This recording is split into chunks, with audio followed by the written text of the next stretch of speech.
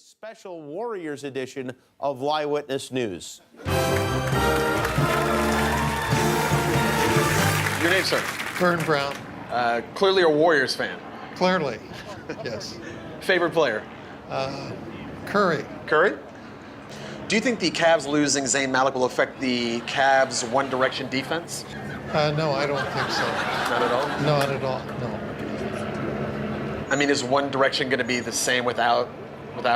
I think it will be, yes. Think it'll be okay? Yes. Warriors all day. Do you think the Warriors are going to start L. Ron Hubbard? No. Not in my personal opinion, no. Why is that? He don't seem like he does well under pressure. Now, do you feel that Stevie Nicks will finally be able to take down Lindsey Buckingham? Well, it's a possibility. It's a possibility. It's a possibility. How? Well, just with his strength, and his experience. So who do you feel stronger, Stevie Nicks or Lindsey Buckingham? Stevie Nicks. Stevie Nicks. LeBron stunned the world today when he announced that he'll be changing his name to Michael Jordan. Now, what was your reaction to that news? I was surprised. I thought he wanted to stay LeBron. I mean, do you think it's a good idea to change his name to Michael Jordan? Well, marketing, yeah. I mean, where were you when you heard this? I was sitting at home watching TV and I seen it. I was shocked. What do you think of the new finals rule where one white guy has to be on the court for each team at all times? Are you serious? You're lying to me. I am lying, sir, and I apologize, Reverend Jackson. I'm not going to give you a question. Can you state categorically? You are fake news. Sir, go ahead. Can you state categorically that nobody... No, Mr. President-elect, that's not... Fake news would be news that basically comes from a non-certified or non-accredited news website or television channel or social media application. Obviously, you hear it a lot in regards to Donald Trump in a lot of press conferences when he says fake news and CNN and Fox News, whatever it may be. So basically just news that's unreliable. News that is false just to get viewers' attention. It's like not backed up by facts. When Gordon Hayward went down with an injury in the first game of the year for the Celtics, right afterwards you had numerous people on Twitter saying he had this injury, he's out for this amount of time, and nobody really knew at that time, at that point, how bad the injury was. So you had these fake doctors on Twitter saying how long he was going to be out for, getting thousands of retweets, and so people believe that, and it's completely false, and you really don't have any idea who's a real doctor and who's not, and if they actually know what they're talking about. April Fool's joke about Sid Finch on the New York Mets, who in the article said that he could throw a 168-mile-an-hour fastball, but fake news. Your organization You are attacking our news organization. Your organization. Can you give us a chance to ask a question, sir? Go ahead. Sir, can you state, Mr. President-elect, go ahead. Can you state categorically? Take a step back and try to make sure that you're verifying your information. It is, like I've said, the type of environment where you want to be the first to report something, but sometimes being the first to report something can lead to, skipping a couple steps that would have made you realize, oh, this isn't entirely accurate, or this doesn't currently paint the picture, the whole picture. And if you wait for a call back or you wait for an email back, even if that's, an extra 10 minutes, but you're accurate, it might be more worth waiting that time than being the first one out there and then having to retract.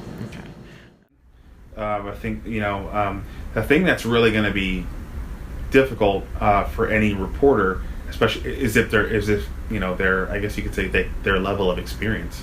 If they haven't been around, you may not know. If you don't recognize the writer and you don't recognize the outlet, immediately to me, in what I do when I casually consume news, whether it's politics or just world news or sports, I'm always like, okay, is the site reputable? Is the journalist reputable? Or do you have any familiarity with them? That's the first thing I'm looking for. But sourcing is a big thing, and again, the more outrageous something seems, the more unlikely it is to be true. But just but also just the location of it. You know, it's like, wait a minute.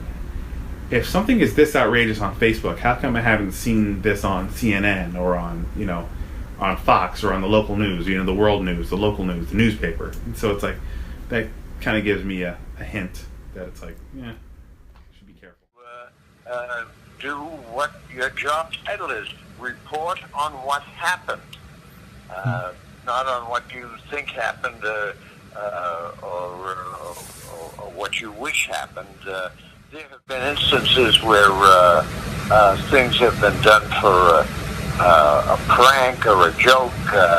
George Plimpton, some years ago, maybe 40 years ago now, made up a character in Sports Illustrated called Sid Finch, and he was a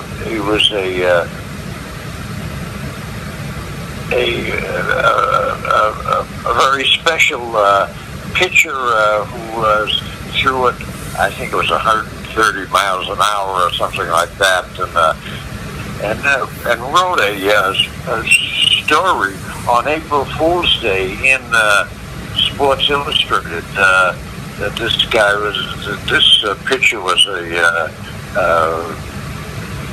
was just a wonder, and it was all made up, but it was just an April Fool's joke, and people took it seriously. Opinion pieces which have been wrong in their conclusions, but I can't speak to any fake news in sports, like reporting deliberate reporting of a wrong score or a game that didn't happen. There was an instance way back in the 30s, it's even before my time, when someone made up a school called Slippery Rock and put